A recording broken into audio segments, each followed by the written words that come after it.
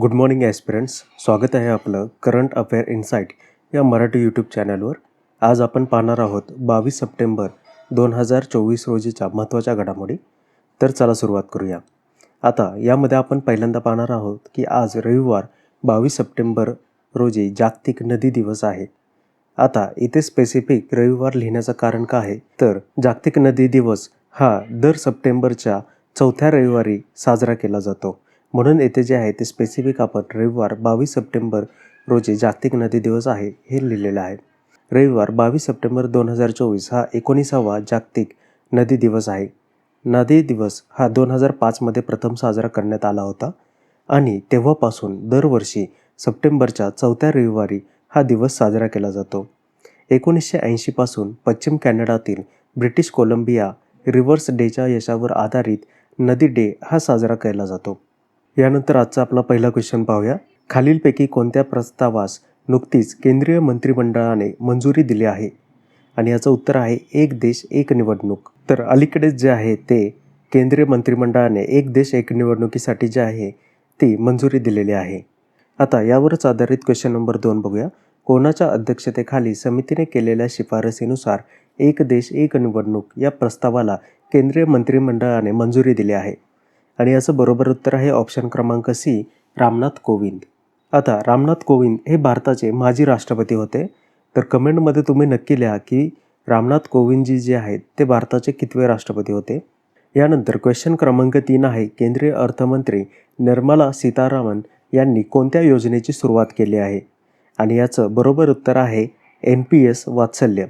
आता या योजनेवरती आधारित पुढील क्वेश्चन पाहूया. केंद्रीय अर्थमंत्री निर्मला सीतारामन यांनी NPS वात्सल्य योजना सुरू केली असून त्यासाठी किती वर्षापर्यंतची मुले पात्र असणार आहेत? आणि याचं अचूक उत्तर आहे ऑप्शन क्रमांक डी, 18. ही योजना जी आहे ती परीक्षेच्या दृष्टीने महत्त्वाची आहे, त्यामुळे यावरच आधारित एक पुढील क्वेश्चन पाहूया आपण. क्वेश्चन नंबर 5 असेल. केंद्र सरकारने सुरू केलेली NPS वात्सल्य योजना कोणाद्वारे राबवण्यात येणार आहेत? आणि याचं अचूक उत्तर आहे ऑप्शन क्रमांक सी, PFRDA. आता PFRDA आणि या योजनेबद्दल अधिकची माहिती पाहूया. आता PFRDA म्हणजे काय आहे, तर pension fund regulatory and development authority. आता केंद्रीय अर्थमंत्री निर्मला सीतारामन यांनी बुधवारी म्हणजेच 18 सप्टेंबर रोजी NPS वात्सल्य योजना सुरू केली आहे. या योजनेमुळे मुलांच्या पेन्शनचा प्रश्न सुटणार आहे. आता ही योजना काय आहे पाहूया. NPS वात्सल्य योजना सध्याच्या नॅशनल पेन्शन सिस्टम म्हणजेच NPS कडून डिझाईन करण्यात आली आहे. या योजनेनुसार आई वडील किंवा पालक त्यांच्या अल्पवयीन मुलांसाठी खातं सुरू करू शकतात, त्यांच्या रिटायरमेंट फंडमध्ये योगदान करू शकतात. तसेच आई वडील मुलांच्या NPS खात्यामध्ये वर्षभरात किमान 1,000 रुपयांची गुंतवणूक करू शकतात. म्हणजे कोणत्याही मुलांचे आई वडील त्यांच्या मुलांच्या पेन्शनसाठी जे आहे ते हे खातं सुरू करू शकतात. हे खातं सुरू केल्यानंतरनं संपूर्ण वर्षामध्ये कमीत कमी 1,000 रुपये त्या खात्यामध्ये भरणे अनिवार्य आहे. महत्त्वाच्या बँका, post office, national pension fund तसे ENPSच्या माध्यमातून तुम्ही या योजनेसाठी खातं उघडू शकता.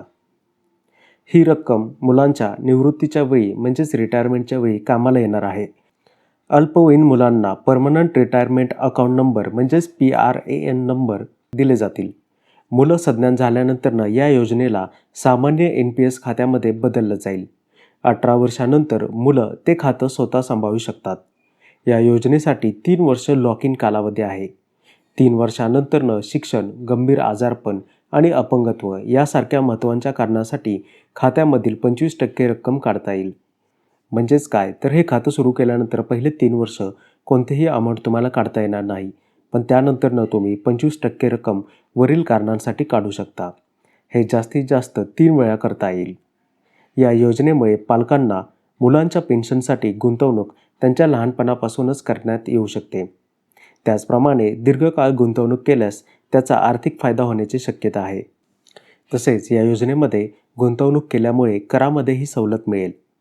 योजनेतील रक्कम आणि अवधी निवडण्याची पद्धत लवचिक आहे. तुम्ही ती तुमच्या सोयीनुसार निवडू शकता. यानंतर क्वेश्चन नंबर 6 पाहूया.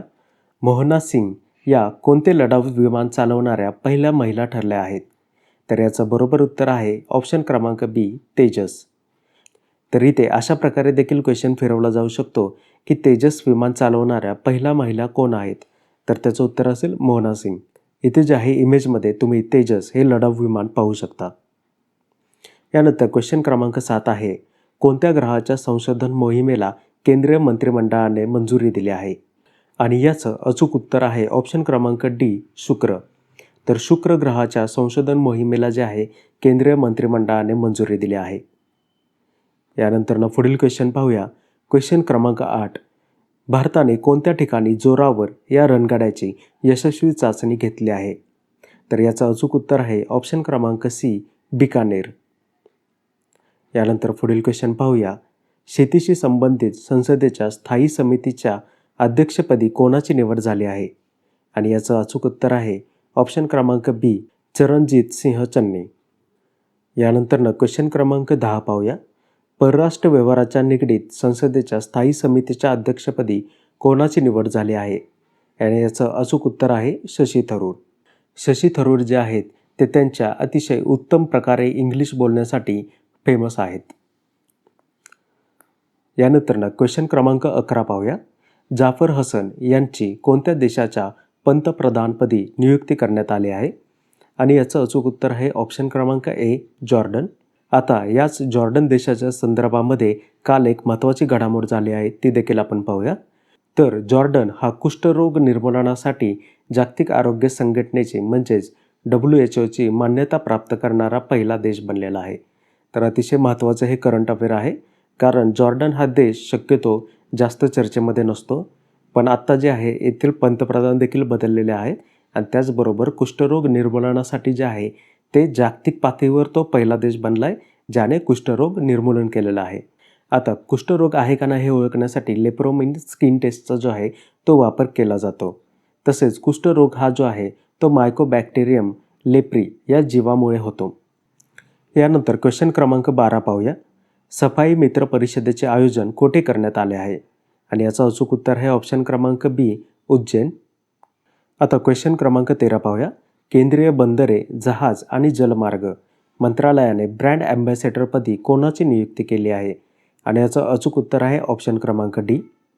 आता इथेच हा क्वेश्चन अशा प्रकारे देखील येऊ शकतो. नेमबाजपटू मनू भाकरची कोणत्या केंद्रीय मंत्रालयाच्या ब्रँड ॲम्बॅसेडरपदी नियुक्ती झाली आहे? आणि याचं अचूक उत्तर असेल ऑप्शन क्रमांक डी, केंद्रीय बंदरे, जहाज आणि जलमार्ग मंत्रालय. तसेच आत्ता रिसेंटली त्यांनी कोणतं मेडल जिंकलेलं आहे हे देखील तुम्ही कमेंटमध्ये नक्की सांगा. तर हे जे आहेत ते आज आपण 14 महत्त्वाचे क्वेश्चन पाहिलेले आहेत. यामध्ये सर्वात महत्त्वाचं असेल ते जॉर्डन देश, ज्याला कुष्ठरोग निर्मूलनामध्ये WHO कडून जगातील पहिला देश म्हणून मान्यता मिळाली आहे. तर आजचा तुम्हाला व्हिडिओ आवडला असेल तर नक्कीच लाईक, सबस्क्राईब आणि शेअर करा. थँक्यू.